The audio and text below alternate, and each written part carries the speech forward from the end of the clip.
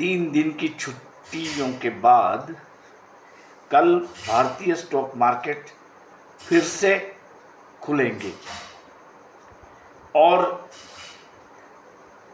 ये 3 दिनों में जो खबरें आ रही है वो काफ़ी अलार्मिंग है।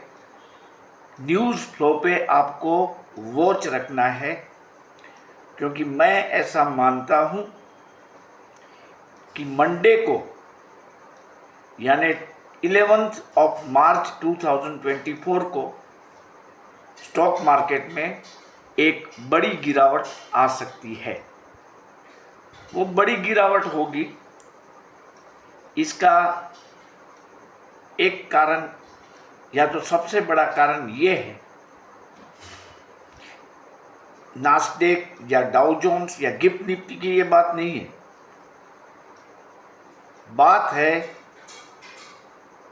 इलेक्ट्रल बॉन्ड के विषय में उठे बवाल की। आप जानते हैं कि इलेक्ट्रल बॉन्ड्स में जो कॉरपोरेट कंपनियां हैं वो चंदा देती है और इस पर सुप्रीम कोर्ट में अभी हाल ही पाबंदी लगा दी, उसको स्क्रैप कर दिया था, मतलब कि डिसकंटिन्यू कर दिया था। तो अभी मामला ये है कि किस पॉलिटिकल पार्टी ने कितने रुपयों के इलेक्ट्रल बॉन्ड एनकैश करवाए हैं, उसकी डिटेल लोग मांग रहे हैं।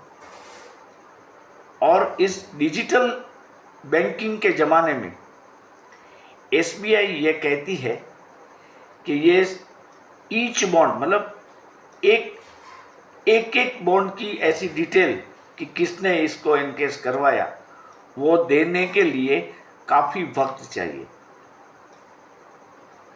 तो ये मामला थोड़ा जोर पकड़ गया है, क्योंकि माननीय सर्वोच्च अदालत मंडे को इसकी हियरिंग करेगी। किसकी? तो एसबीआई ने एक एप्लीकेशन दायर की है माननीय सर्वोच्च अदालत के सामने कि हमें 30 जून तक का समय दे दीजिए। मतलब ये काफ़ी दिन हो गए। 30 जून मतलब आप मान के चलिए कि 137 दिन जैसे बन रहे हैं। तो कोई किसी बैंक को अगर रिकन्सिलेशन करना है तो इतना वक्त इस डिजिटल बैंकिंग के ज़माने में लगे, वो बात माननीय सर्वोच्च अदालत के विद्वान जजिस को, विद्वान न्यायमूर्ति को शायद हजम नहीं होगी।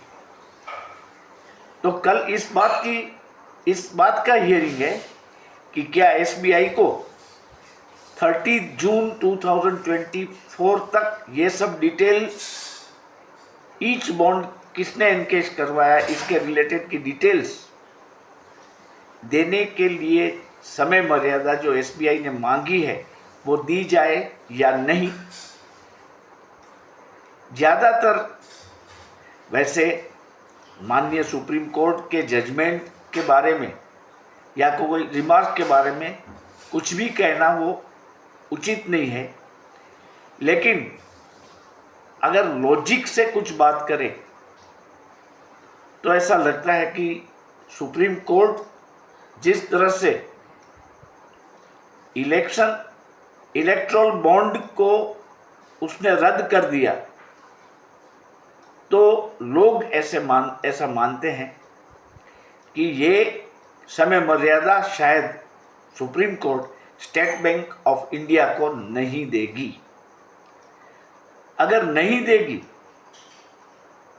क्योंकि इलेक्शन 30 जून तक पूरे हो जाएंगे, तो इससे पहले लोगों को ये जानने का हक बनता है कि किस किस कॉरपोरेट हाउस ने कितने रुपये किस किस पॉलिटिकल पार्टी को दिए हैं।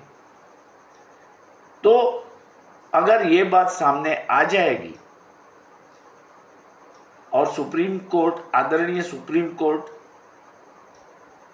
एसबीआई का हियरिंग करते हुए 30 जून तक का समय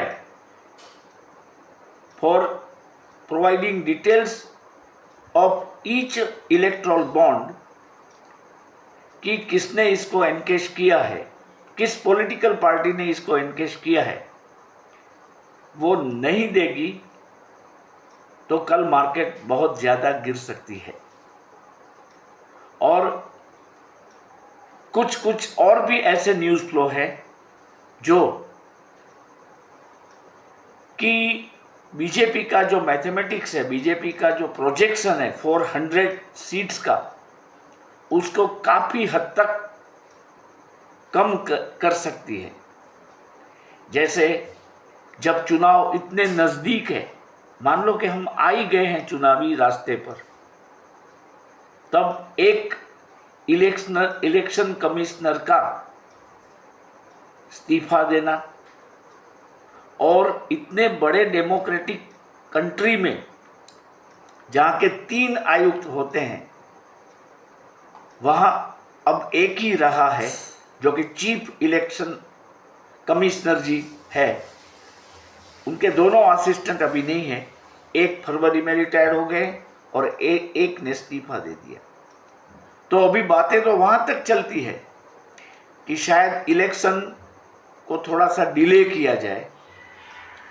तो हालांकि ये सब पब्लिक कमेंट्री है, वास्तविकता में क्या होगा वो किसी को पता नहीं है, लेकिन ऐसी चीज़ों का, ऐसी बातों का स्टॉक मार्केट पर डेफिनेटली नेगेटिव इम्पैक्ट पड़ता है। तो अभी मेरा ऐसा मानना है कि मार्केट में हमें बहुत ही केयरफुल रहना है, ट्रेड नहीं लेना है, अच्छे शेयरों को हमें एक्यूमुलेट करना है एट एवरी डेक्लाइन। और अगर इलेक्शन के रिजल्ट आएंगे और मोदी जी को अच्छा सा बहुमत मिल जाता है, तभी मार्केट रन दिखाएगी, बहुत बढ़िया तेजी होगी। लेकिन अब till the final outcome of the election market में डेली जबरदस्त वोलेटिलिटी होगी और इसमें हम जैसे छोटे निवेशक जो है वो काफ़ी मार खा सकते हैं। तो आप देखिए, इसमें कहाँ लक की बात नहीं आती है, बिल्कुल न्यूज़ फ्लो पे मार्केट चलता है। आज नास्डेक भी डाउन है, काफ़ी डाउन है। डाउ जोन्स भी फ्राइडे को डाउन ही बंद हुआ था। एक ही अच्छी चीज़ है कि ब्रेंट क्रूड ऑयल के दामों में 1% की गिरावट आई है। लेकिन ये सब बातों का स्टॉक मार्केट पे कल क्या असर होगा, क्योंकि पॉलिटिकल जो न्यूज़ फ्लो है वो भी बहुत ही कॉम्प्लिकेटेड आ रहे हैं। इसमें कितनी सच्चाई है, कितनी नहीं है, वो हम नहीं जानते हैं। लेकिन कल अगर सुप्रीम कोर्ट में एसबीआई की याचिका को माननीय सुप्रीम कोर्ट के विद्वान जजिस रिजेक्ट कर देते हैं और टाइम लिमिट नहीं देते हैं 30 जून तक की, तो आप मान के चलिए कि बाजार जब तक चुनाव की तारीखों की घोषणा नहीं होगी और नए इलेक्शन कमिश्नर 2 की नियुक्ति नहीं होगी, तब तक मार्केट ऐसा ही चलेगा, गिरेगा, बहुत गिरेगा। क्योंकि बैंक निफ्टी में करीबन 1800 पॉइंट की तेजी हो गई है, वो ओवरब्रॉड जोन में है। एसबीआई का मामला है, यूको बैंक का भी मामला आया है सामने, यूको बैंक के करीब 52 दफ्तरों पर सीबीआई ने, इनकम टैक्स डिपार्टमेंट ने मिलकर सब सर्च किया है। तो ये सब न्यूज़ फ्लो है वो मुझे बहुत ही नेगेटिव लगते हैं, और मेरा मानना है कि कल शेयर बाजार में ज़बरदस्त बिकवाली आएगी। आपको सोच कर समझ कर ही चलना है, और कोई भी प्रोजेक्शन करके कोई ट्रेड नहीं लेना है। अभी ये बैंक निफ्टी 2000 पॉइंट डाउन हो गया तो अभी ये बढ़ेगा, या तो अभी ये और 500 पॉइंट अप हो गया तो अभी ये डाउन होगा। ऐसे कैलकुलेशन करके कोई भी ट्रेड नहीं लेने हैं, क्योंकि बहुत डेंजरस जोन में है। अभी न्यूज़ फ्लो बहुत ही खराब आ रहे हैं। रेड सी पे डिस्टर्बेंसेस बढ़ते रहे हैं।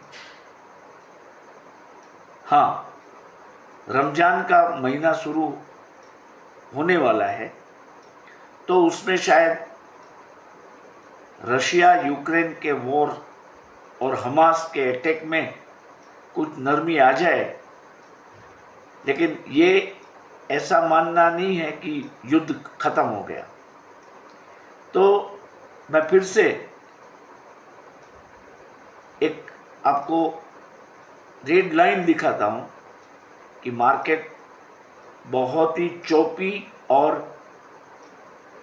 वोलेटाइल रहेगा till the end of election, क्योंकि आप मान के चलिए कि जो 400 का प्रोजेक्शन है वो धीमे धीमे कम होता जा रहा है। मतलब इन द पब्लिक डिबेट